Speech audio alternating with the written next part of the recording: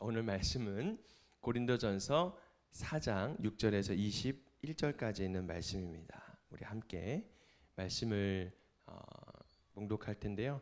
저희 교회는 새 번역으로 함께 말씀을 보고 있습니다. 그래서 제가 읽어드립니다. 여러분들은 귀로, 마음으로, 또 눈으로 말씀을 묵상하면서 귀한 시간, 은혜의 시간이 되기를 바랍니다. 형제자매 여러분, 나는 여러분을 위하여 이 모든 일을 나와 아볼로에게 적용하여 설명하였습니다. 그것은 기록된 말씀의 범위를 벗어나지 말라는 격언의 뜻을 여러분이 우리에게서 배워서 어느 한 편을 편들어 다른 편을 얕보면서 뽐내지 않도록 하려는 것입니다. 누가 그대를 별다르게 보아줍니까? 그대가 가지고 있는 것 가운데서 받아서 가지지 않은 것이 무엇이 있습니까? 모두가 받은 것이라면 왜 받지 않은 것처럼 자랑합니까? 여러분은 벌써 배가 불렀습니다. 벌써 부자가 되었습니다. 우리를 제쳐놓고 왕이나 된 듯이 행세하였습니다. 여러분이 진정 왕처럼 되었으면 좋겠습니다. 그렇게 하여 우리도 여러분과 함께 왕노릇하면 좋겠습니다. 내가 생각하기에 하나님께서는 사도들인 우리를 마치 사형수처럼 세상에서 가장 보잘것없는 사람들로 내놓으셨습니다. 우리는 세계와 천사들과 사람들에게 구경거리가 된 것입니다. 우리는 그리스도 때문에 어리석은 사람이 되었지만 여러분은 그리스도 안에서 지혜 있는 사람이 되었습니다. 우리는 약하나 여러분은 강합니다. 여러분은 영광을 누리고 있으나 우리는 천대를 받고 있습니다. 우리는 바로 이 시각까지도 줄이고 목마르고 헐벗고 얻어맞고 정처 없이 떠돌아다닙니다. 우리는 우리 손으로 일을 하면서 고된 노동을 합니다. 우리는 욕을 먹으면 도리어 축복을 하여 주고 박해를 받으면 참고 비방을 받으면 좋은 말로 응답합니다. 우리는 이 세상의 쓰레기처럼 되고 이제까지 만물의 찌꺼기처럼 되었습니다. 내가 이런 말을 쓰는 것은 여러분을 부끄럽게 하려는 것이 아니라 나의 사랑하는 자녀들 같이 훈계하려는 것입니다. 그리스도 안에서 여러분에게는 1만 명의 스승이 있을지 몰라도 아버지는 여럿이 있을 수 없습니다. 그리스도 예수 안에서 복음으로 내가 여러분을 낳았습니다. 그러므로 나는 여러분에게 권면합니다. 권합니다. 여러분은 나를 본받는 사람이 되십시오. 이 일 때문에 나는 디모데를 여러분에게 보냈습니다. 그는 주님 안에서 얻은 나의 사랑하는 신실한 아들입니다. 그는 그리스도 예수 안에서 행하는 나의 생활 방식을 여러분에게 되새겨 줄 것입니다. 어디에서나 모든 교회에서 내가 가르치는 그대로 말입니다. 그런데 여러분 가운데는 내가 여러분에게로 가지 못하리라고 생각하여 교만해진 사람이 더러 있습니다. 주님께서 허락하시면 내가 속히 여러분에게로 가서 그 교만해진 사람들의 말이 아니라 능력을 알아보겠습니다. 하나님 나라는 말에 있지 아니하고 능력에 있습니다. 여러분은 무엇을 원합니까? 내가 채찍을 들고 여러분에게로 가는 것이 좋겠습니까? 그렇지 않으면 사랑과 온유한 마음을 가지고 가는 것이 좋겠습니까? 아멘. 아버지의 마음으로. 아멘. 우리 함께 주제를 같이 읽어볼까요? 시작.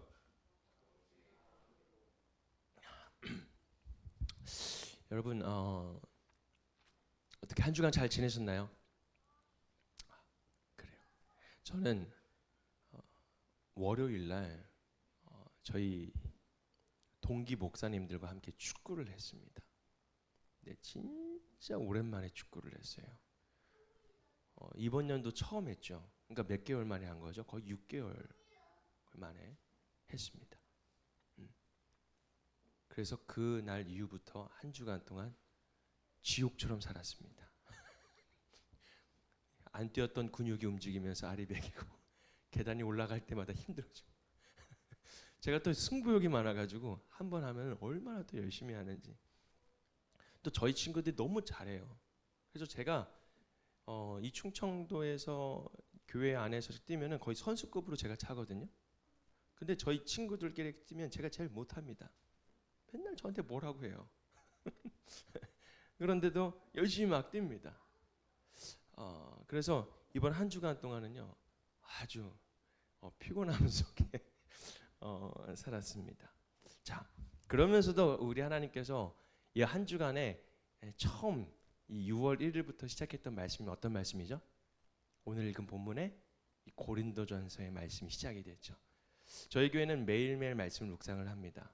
그래서 어떻게 지난 몇 달간 동안은 우리가 창세기를 1장부터 50장까지 쭉 묵상을 했죠.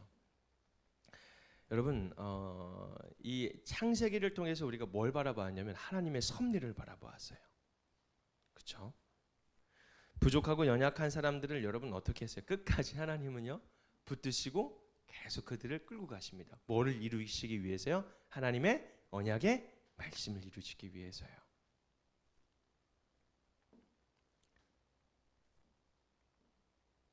그래서 끝까지 하나님께서 우리가 예수님을 하나님을 막 붙든다는 생각을 우리가 많이 갖잖아요. 사실은 하나님께서 그들을 계속 붙들고 끌고 오신 거예요. 여러분 우리는 하나님 앞에 붙들린 사람입니다. 할렐루야. 여러분 그것을 우리가 믿음으로 나아가야 돼요.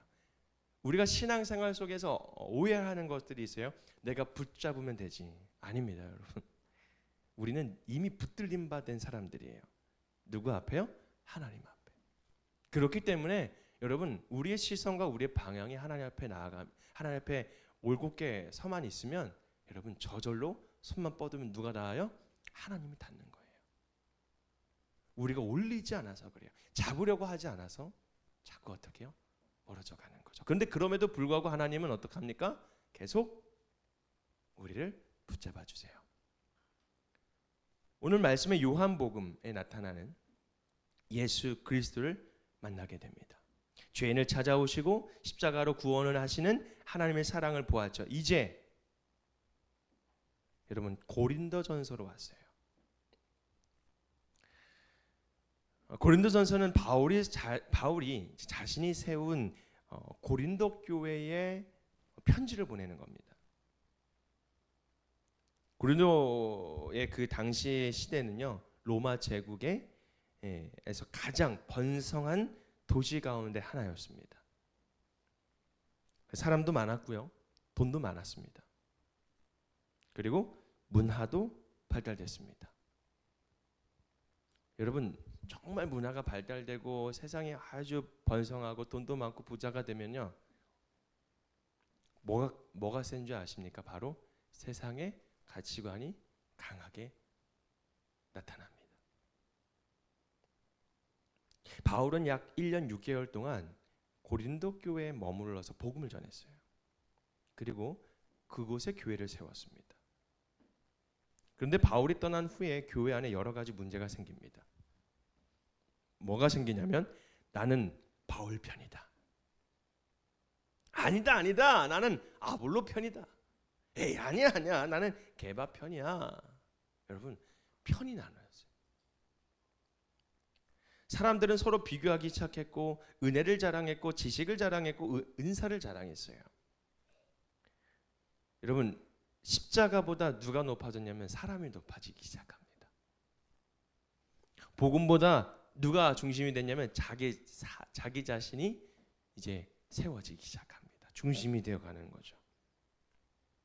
그래서 바울은요 고린도전서를 통해서 한 가지 이야기합니다. 뭐냐면 따라해 볼까요? 십자가로 돌아가라. 복음으로 돌아가라. 은혜를 기억하라. 이거예요. 십자가로 돌아가라. 복음으로 돌아가라. 은혜를 기억하라. 여러분 오늘 보면은 그런 흐름 속에서 기록된 말씀이라는 사실을 우리가 깨닫고 그 바탕 가운데 우리가 나아갔으면 좋겠어요. 특별히 바울은요 교회를 향하여 자신을 스승이 아니라 뭐라고 말하냐면 아버지라고 이야기를 합니다. 15절에 있는 말씀을 같이 읽어볼까요? 시작.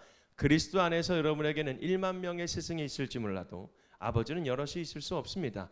그리스도 예수 안에서 복음으로 내가 여러분을 낳았습니다. 여러분 왜 바울은 자신을 아버지라고 말했을까요? 왜 그랬을까요? 왜 그는 교만한 성도들을 향하여 강하게 권면하면서도 무엇을 잃지 않았죠? 사랑을 잃지 않았을까요? 오늘 말씀을 통해서 하나님께서 우리를 향해 품고 계신 아버지의 마음 함께 한번 살펴보도록 하겠습니다. 먼저 첫 번째로는요, 받은 은혜를 자랑하지 말고 감사하는 것입니다. 바울은 먼저 고린도 교회 교만을 지적합니다. 7절 말씀이죠. 같이 읽어볼까요? 시작.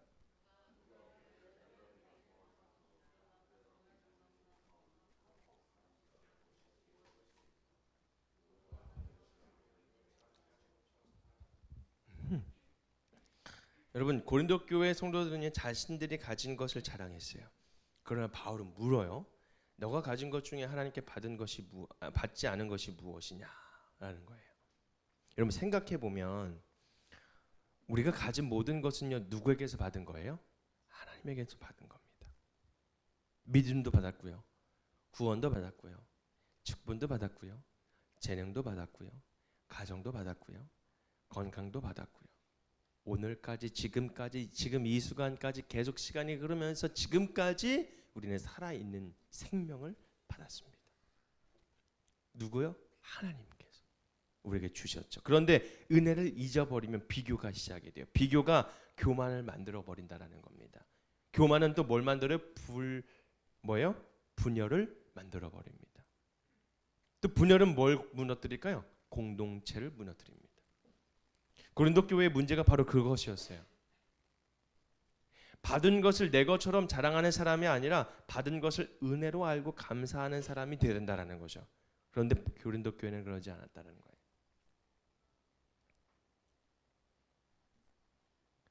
여러분, 우리가 교회 안에서 여러 가지의 이제 기도를 하면 이제 하나님께서 나에게 주시는 탤런트, 그러니까 달란트가 있어요. 그러니까 재능이라는 게 있죠. 그래서 우리는 그것을 가지고 열심히 어떻게 해요? 그거를 가꿔서 무엇을 예배를 위해서 사용하기 위해 쓰여집니다. 근데 쓰여지다 보니까 뭐가 돼요? 자랑이 돼요. 전 그걸 경험했어요. 왜냐면 제가 중학교 3학년 때 찬양 인도를 했거든요. 그때부터 시작을 했어요. 네. 그래서 그때부터 우리가 중학교 3학년 때부터 찬양 인도를 시작을 했는데 여러분 얼마나 못했겠어요. 네? 중학교 3학년 때 아무것도 모르고 근데 그때부터 이제 조금씩 이제 면역력이 생겨서 이제 막 어른들 앞에서 오 자유 막 이런 찬양도 같이 하고 옛날에 저는 찬미예수라는 걸 많이 불렀거든요. 혹시 아시는 분 끄덕끄덕 그런 분들은 이제 저와 나이가 비슷한 시대입니다. 찬미예수 그때부터 막 찬양 인도를 했어요. 근데 제가 고3 때까지 했거든요. 그러니까 얼마나 많은 시간 동안. 그리고 그 시대 때는요.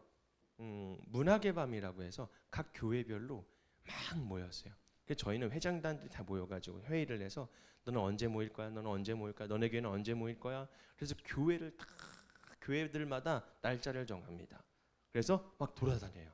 그래서요 그 시즌만 되면 거의 1, 2월 달에 다 끝나거든요. 그러면요 그 교회들마다 딱 돌아다니는데 막 몇백 명들이 막 돌아다녀요. 저희 교회는 한 3, 400명이 모였어요. 시골에. 그래서 그 교회에서 뭘 해요? 저는 찬양 인도를 하는 거예요. 거의 여러분 이런 말 죄송하지만 팬들도 있었어요. 찬양 집회가 끝나면 연락이 옵니다. 저 팬이에요 하면서 연락이 와요. 여러분 얼마나 교만에 찔렀을까요? 그리고 또 누가 저한테 그러는 거예요. 친구가 야 성현아 나 방언 받았다. 방언을 받았대요 예배 때. 그럼 누가 주신 거예요? 하나님이 주신 거잖아. 근데 어떻게 생각했을까요? 또 우리 예배를 통해서 또 누가 인도했어?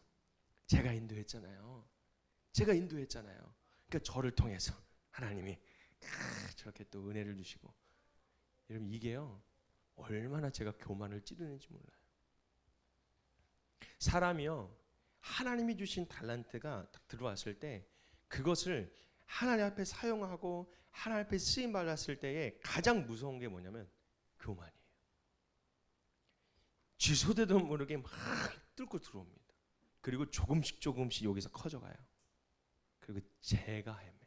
내가 하려고 합니다. 이것뿐만 아니라 여러분, 교회에서요, 각 직분별로 또 여러분들이 이제 저희 교회는 이제 개척한 지 얼마 안 됐기 때문에 뭐 집사님분들이 이제 오신 우리 집사님만 계시지만 다 성도님들이잖아요. 청년들이고. 그럼 제가 직분에 대한 생각을요, 막 그렇게 깊게 생각을 안 합니다. 왜냐하면 여러분, 가장 중요한 건요, 성도라는 이 이름에 이 성도, 거룩할 성, 구별된 성도로서의 하나님 앞에 거룩함으로 구별된 사람으로서 살아가는 삶이 먼저 딱 장착이 되어야 된다는 거예요. 그러니까 삶이 먼저라는 거죠. 하나님 말씀을 듣고 우리가 행위를 할 때에, 행동을 할 때에 내가 드러나는 순간 그것은 여러분, 나를 망가뜨리는 것밖에 더 됩니다. 오히려 나를 무너뜨리고 나를 더 멀어지게 만드는 거예요. 누구와요? 하나님과. 그래서 여러분, 정말 중요한 거예요. 하나님 앞에 쓴 사람들, 하나님 앞에 사용받는 사람들, 하나님 앞에 정말 나아가는 사람들이요, 기도를 많이 해야 되고 또 여러분, 영적으로 여러분 준비가 많이 되어야 돼요. 그렇지 않으면요, 우리 안에 뭐가 되는 줄 알아요? 비교하기 시작하는 거예요. 아까 얘기했던 거죠. 하나님 앞에 우리가 헌신을 했는데 뭘 바라요? 인정을 바라는 거예요. 누구한테요? 사람들한테요. 전 많이 봤어요.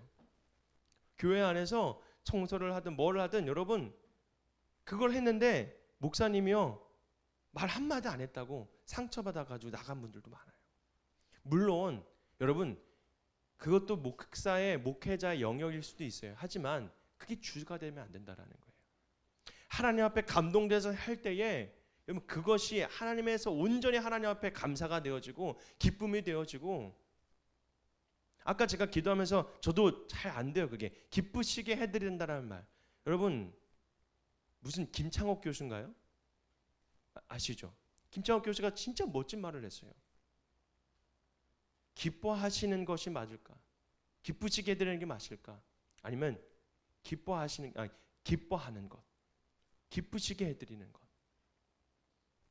하나님은 우리를 보시면서 기뻐하세요. 근데 우리의 기준이 자꾸 기쁘시게 해드리기 위해서 뭘 하려고 하는 거예요.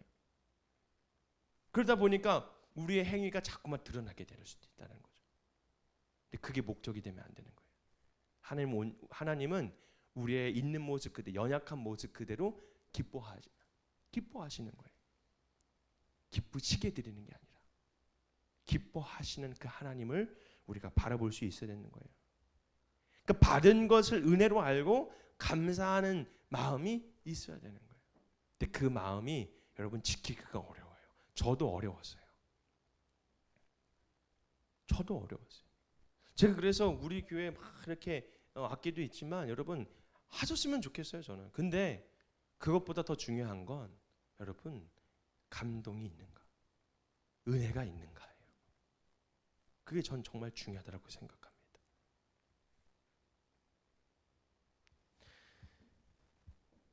그래서 많이 감사하십시오.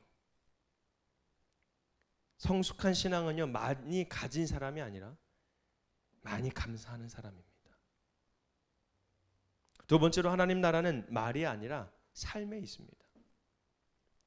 고린도 교회는 말이 많은 교회였어요. 지식도 많았고 토론도 많았고 자기의 생각을 주장하는 사람도 많았고, 그러나 바울은 자신의 삶을 보여줍니다. 11절부터 13절 말씀 보면요, 뭡니까? 사도들이 뭐예요? 죽이고 목마르고 헐벗고 매를 맞고 또 돌아다녔어요. 정처 없이 돌아다녔어요. 또 고된 노동을 하고 욕을 먹으면서 도들의 축복을 하고, 또 박해도 받으면서 참고, 비방을 또 받으면 좋은 말로 또 응답해야 되고. 여러분, 세상은요, 그들을 볼 때요, 실패하는 사람처럼 보였을 수도 있어요.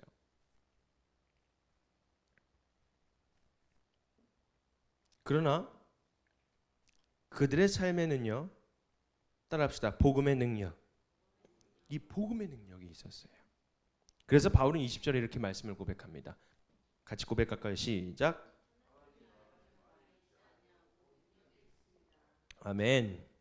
여기서 말하는 능력은요, 화려한 언변이 아닌 거예요.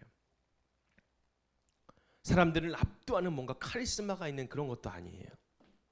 복음 때문에 참고, 복음 때문에 용서하고, 복음 때문에 사랑하는 능력을 말하고 있는 겁니다. 왜요? 그 복음 때문에 내가 살았거든요. 그 복음 때문에 내가 지금 살아있거든요. 오늘날에도 정답을 말하는 사람은 많아요. 그러나 말씀대로 살아내는 사람은 적습니다. 신앙은 말로 증명되는 것이 아닙니다. 삶으로 증명되는 거예요.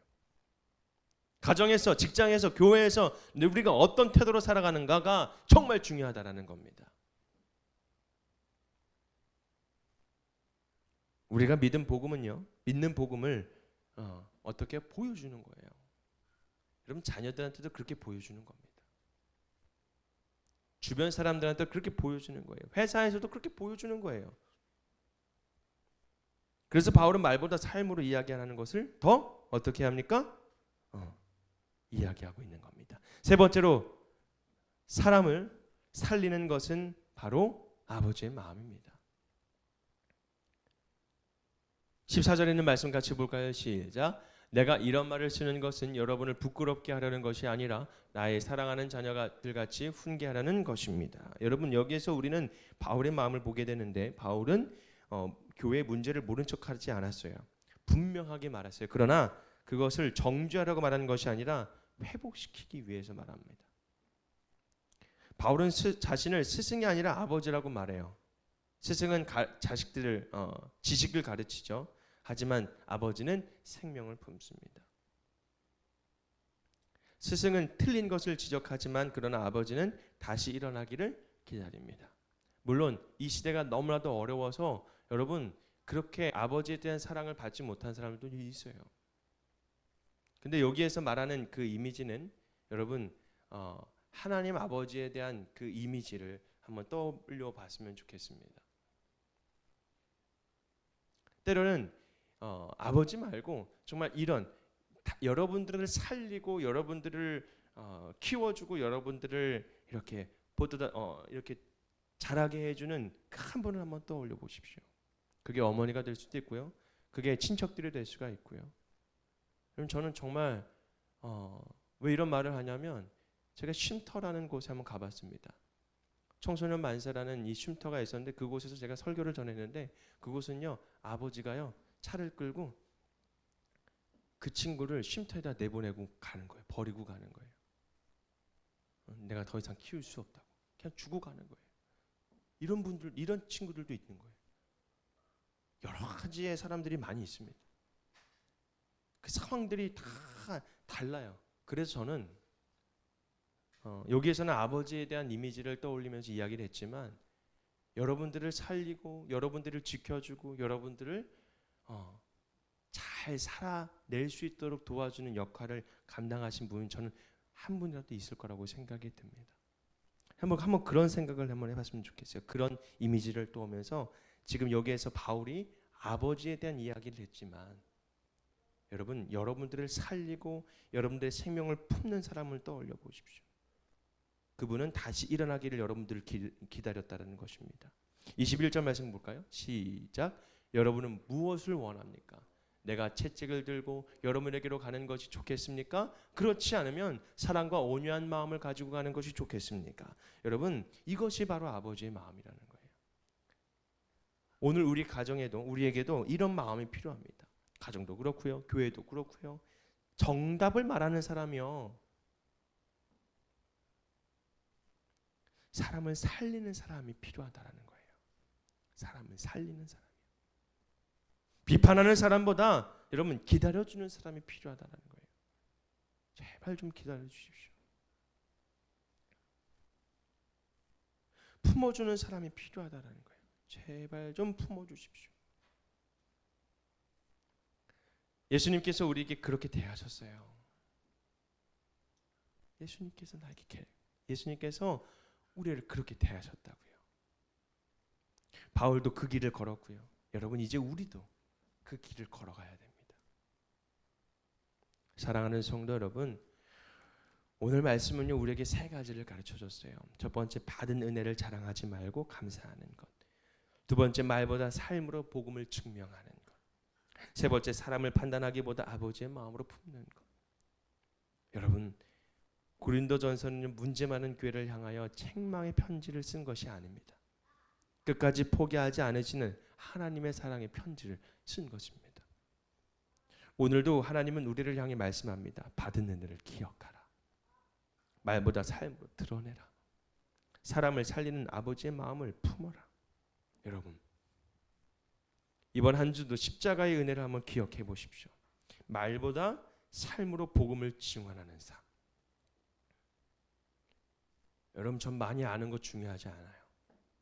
저는 많은 지식을 갖는 것도 전 중요하다고 생각하지 않아요. 아니, 이 세상을 살아가면 중요할 수도 있겠지만 여러분, 그것보다 더 중요한 것은 여러분 우리들의 인격과 우리가 살아내는 우리들의 삶이 어떤 모습인가. 그게 정말 중요하지 않습니까?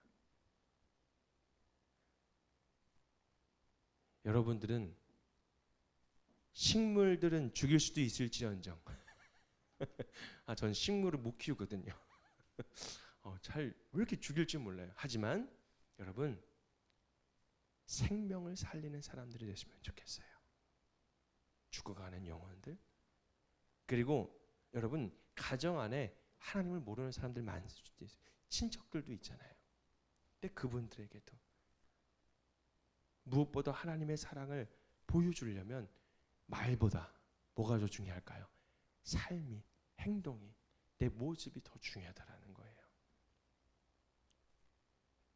여러분 그 마음을 통해서 더욱더 하나님 앞에 사랑과 온유함으로 사람들을, 많은 영혼들을 품을 수 있는 저와 여러분이 되기를 주님의 이름으로 축복합니다. 아멘. 기도합시다. 하나님 감사합니다. 받은 은혜를 자랑하지 않고 감사하는 삶을 살게 하여 주옵소서. 말보다 삶으로 복음을 증명하는 삶이 되게 하여 주옵소서. 사람을 판단하기보다 아버지의 마음으로 품을 수 있는 마음, 그 마음을 하나님 가질 수 있도록 인도하여 주옵소서. 오늘도 하나님 앞에 나아갑니다. 주님, 말씀 가운데에 불편함이 있는 것이 있다면 그 불편함이 왜 있는지, 찔림이 있다면 그 찔림이 왜